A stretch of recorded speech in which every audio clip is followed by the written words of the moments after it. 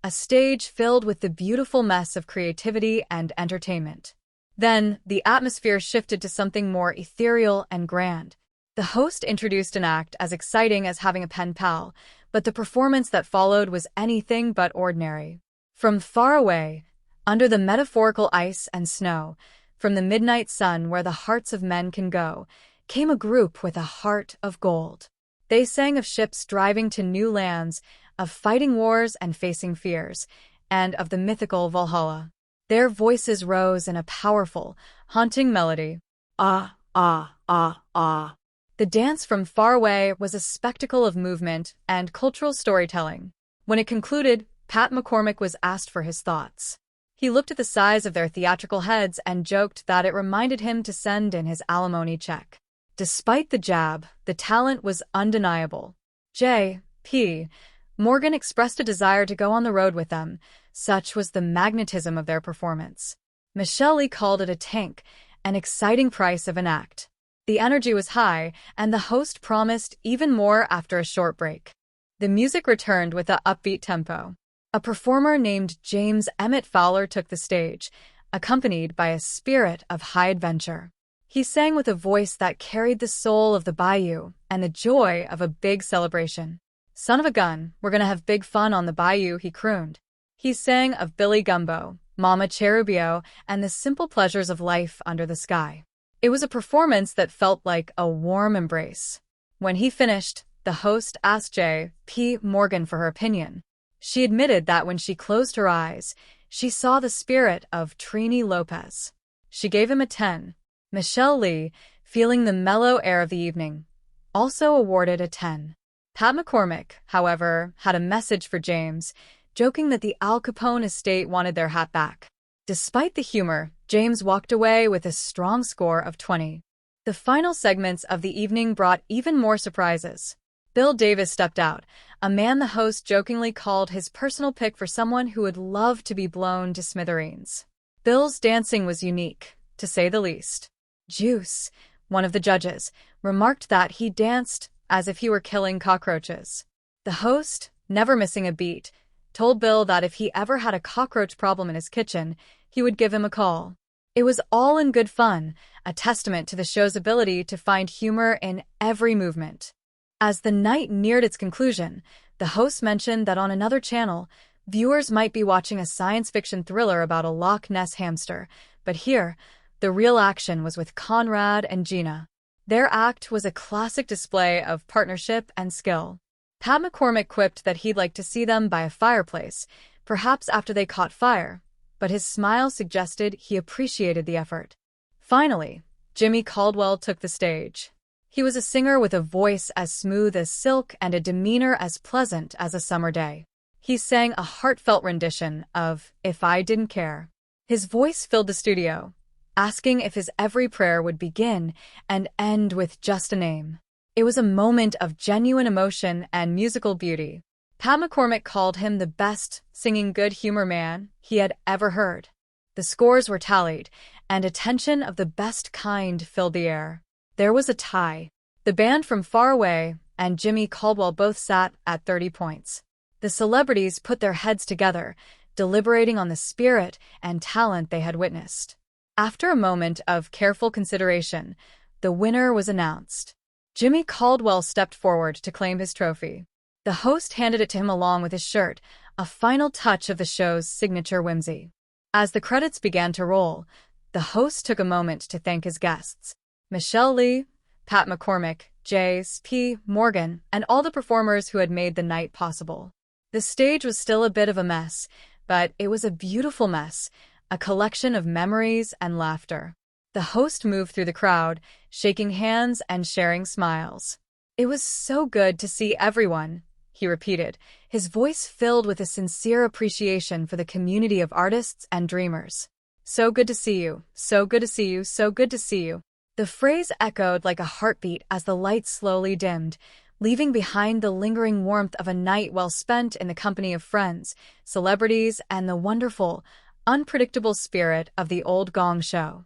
The bright lights of the television studio hummed with a specific kind of electricity that only a live audience could generate. It was a golden era of entertainment where every moment felt like a discovery and every performer was a brave soul stepping into the spotlight. Sitting comfortably at the judges' table were three incredible little celebrities who had seen it all yet remained hungry for the magic of the stage. The air was thick with anticipation and the faint scent of hairspray and stage floor wax. From the wings of the stage, the energy of Humboldt State began to pour outward like a tidal wave of youthful exuberance. They were the pride of Humboldt State, a group of individuals who carried the spirit of their community in every step they took. To get the show started, the host announced with a flourish that Jeffrey B. and the Hot Nuts were ready to ignite the atmosphere. The music erupted into a rhythmic frenzy that commanded every heart in the room to beat in unison. It was a celebration of movement, a primal and joyful display of human energy. The performers began to shake with a conviction that defied gravity. They would shake, and then they would shake some more, their bodies becoming instruments of pure vibration. Each shake was a testament to the freedom of the moment. They continued to shake, shake, shake, and shake through the first verse, their limbs moving in a synchronized blur of color and sound. The audience could not help but mirror the motion as the performers continued to shake, shake, shake, and shake across the stage. It was a cascade of motion where one shake led into another shake, followed by 10 more shakes that seemed to ripple through the very floorboards. They would shake to the left and then shake to the right, ensuring that every person in the theater felt the tremor of their enthusiasm. The repetition became a mantra of joy as they continued to shake, shake, shake, and shake until the world outside the studio walls seemed to disappear entirely. There were dozens of shakes, perhaps hundreds, each one delivered with a smile and a sense of belonging. The Hot Nuts lived up to their name, bringing a warmth that made the entire audience want to shake, shake, and shake alongside them until the final note echoed into the rafters. As the echoes of the music faded, the host stepped back into the center of the stage, his face beaming with the kind of pride only a master of ceremonies could possess. He welcomed everyone back to the old Gong Show, a place where dreams were either forged in gold or met with the heavy resonance of a bronze disc. It was time to meet the little celebrities who held the fate of the performers in their hands. First among them was a terrific lady whose reputation preceded her in the best possible way. She was a fine singer and a good friend to many in the industry. As the mother of little David, she carried a grace that was both maternal and professional, but above all, she was the ravishing Michelle Lee. Michelle sat there looking absolutely beautiful, a vision of elegance in the harsh studio glare. The host turned to her, seeking her wisdom on the opening act. Michelle smiled, her eyes twinkling with genuine appreciation for the effort she had just witnessed. She thought they were very good, a solid opening that set a high bar for the rest of the afternoon. With a flourish of her pen, she gave them a score of 8. An 8 was a magnificent start, a number that spoke of quality and potential. Next to her sat a man who lived life on the edge of a laugh.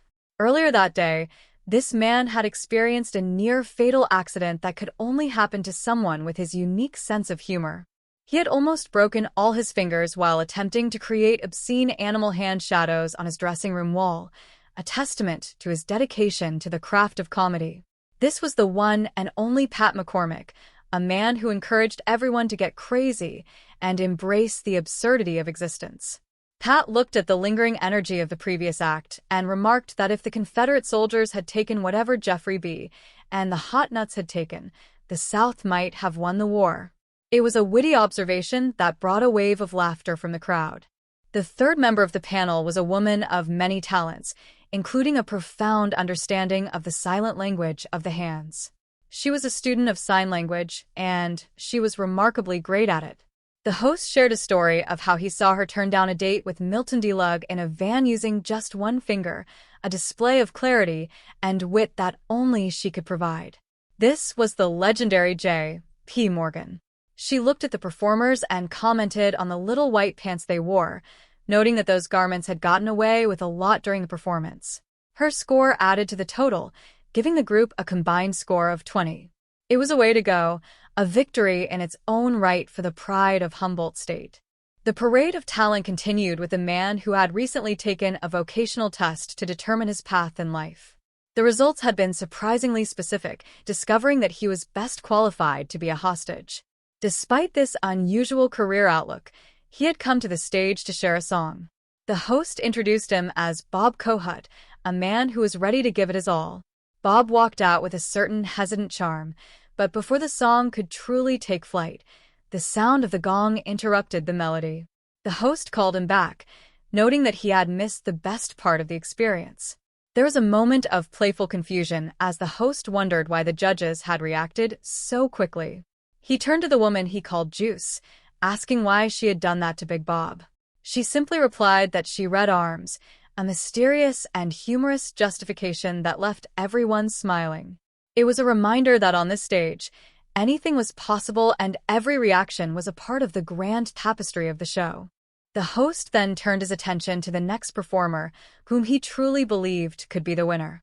He admitted his own limitations in judgment, jokingly confessing that he once thought the Gaza Strip was a burlesque dance.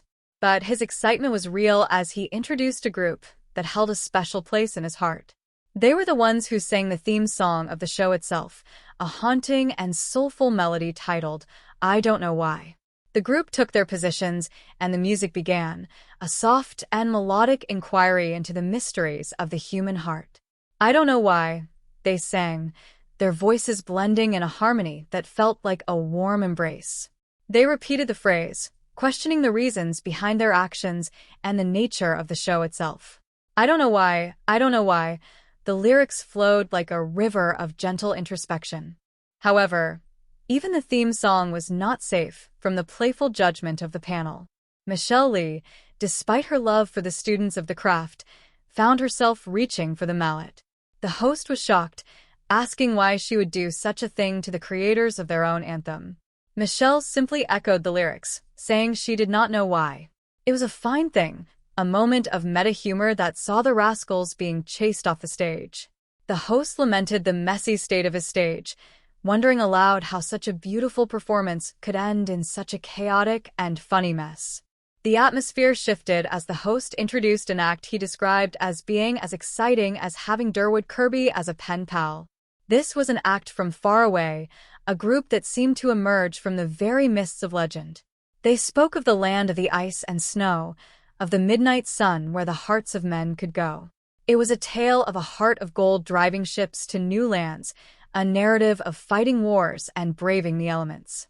They sang of Valhalla and the scent of the air, their voices rising in a powerful cry that echoed the spirit of ancient explorers.